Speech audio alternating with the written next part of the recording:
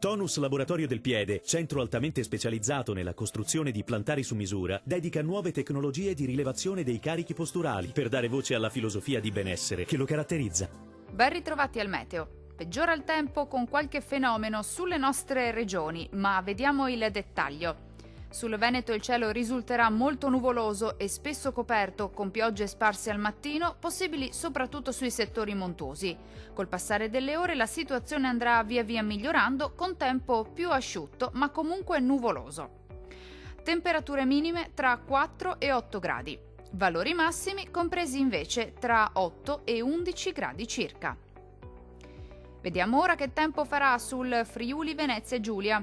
Anche in questo caso sarà una giornata all'insegna di un tempo moderatamente instabile. Sulla nostra regione infatti il cielo risulterà coperto, con precipitazioni frequenti al mattino in via di esaurimento già a partire dal pomeriggio. Temperature minime tra 5 e 7 gradi. Valori massimi oscillanti invece tra 9 e 11 gradi circa.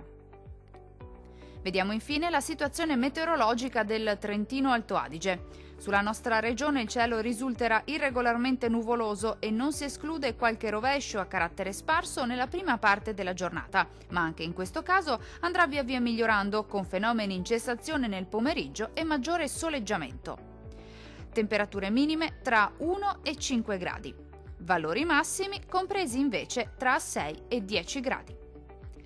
Dal meteo di Antenna 3 per ora è tutto. Arrivederci.